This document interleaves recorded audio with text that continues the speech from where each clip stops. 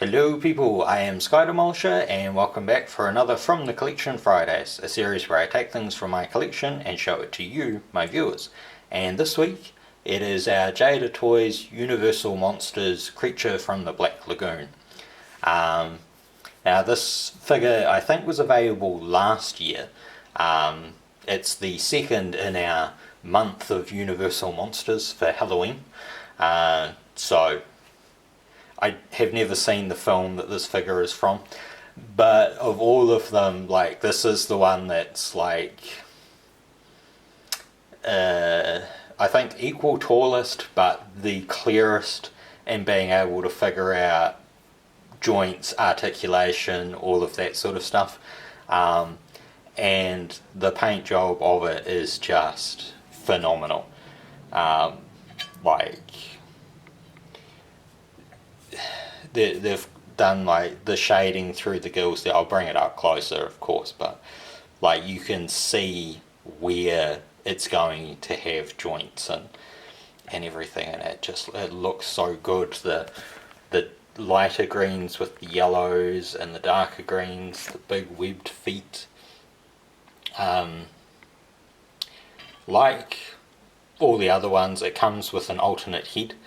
And alternate hands and that sort of stuff, so I'll cover the box in a moment. Full figure for rotation. I think it actually shows up quite well on the white in this, which is one of the lucky things. Now they are, like pinned joints, so you do see the pins, but other than that, very, very nice. So let's see. You've got the 360 head. I'm pretty sure they're all on a ball joint. I haven't actually yanked off the heads for each and every one of them because they all came with the head that I liked.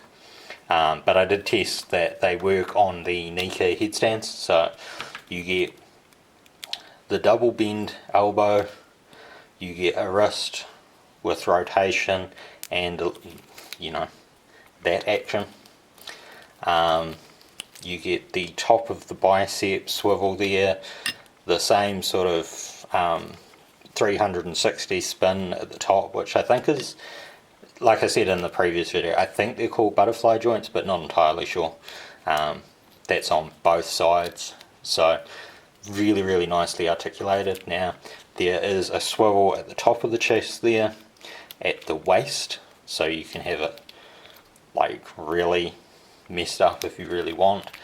The paint on this is just amazing though. Like, it's hard finning on like the gills and stuff, so they're not like a soft rubber or anything like that. They're really nicely detailed out. You get that waist articulation, the Van Damme sort of thing. Of course limited going back because of the butt plate. Forward you could have him sitting in the Batmobile or something like that if you were so inclined. Again, double joint knees, articulation at the foot, so there's like the swivel and the up and down on those, holes for a base, just all around like really, really nice figures. And I think to some degree these things lost out because they were a Jada Toys thing. It's like an unknown, and people might not have jumped on board because of that. But I actually think they're really, really nicely made figures. For the most part, they've actually stood extremely well. Like, with the Marvel Legends that I've done in previous videos, all that sort of stuff, you've seen them like rocking and like losing their balance. These figures have not really lost their balance. Like, they do every once in a while, but then you put them back up, they're virtually standing really well. And I think part of that is because I think they've put in like slightly bigger feet. This guy is extremely sturdy.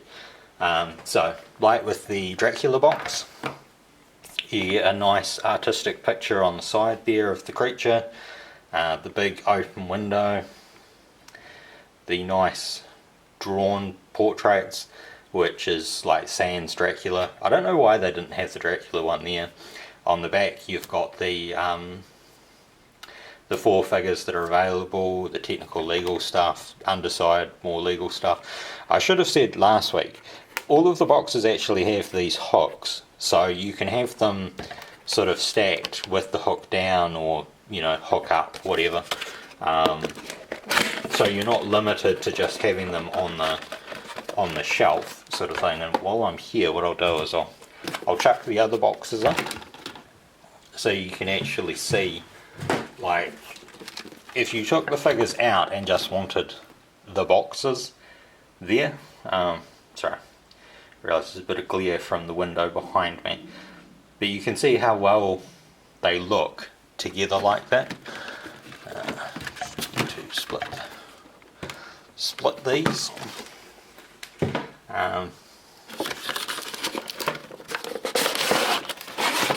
Again, you get the forest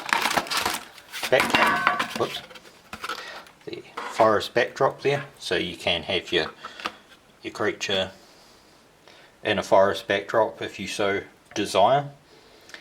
I think in some ways it's kind of sad that they were all the same background, because I think if you had like individualized ones, that might work a bit better.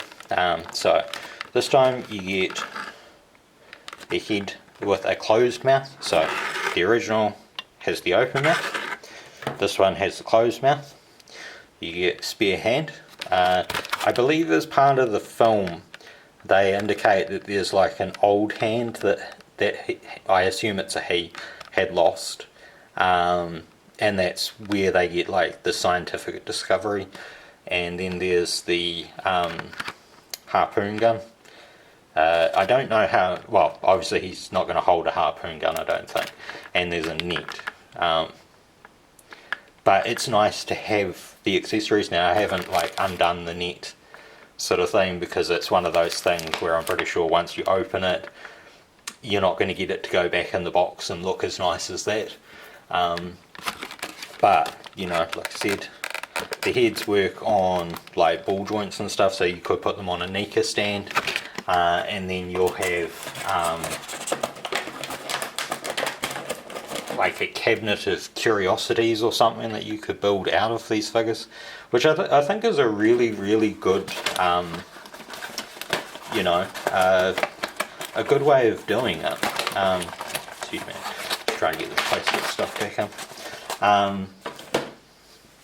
All around, it's such an amazing figure. I know that Bandai does like an underwater sort of base thing for Gundam stuff, so that might work for this. I would say he's probably too tall for one, but I have a vague memory that one might actually come with 4 panels, not 2, like the one that I've already covered.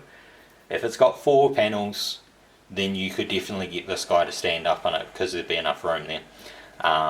But otherwise, like, if you just made a diorama for a creature from the Black Lagoon, this thing would look so damn good in it. So, yeah, I hope you've enjoyed this, and until next time, take care of yourselves. Bye.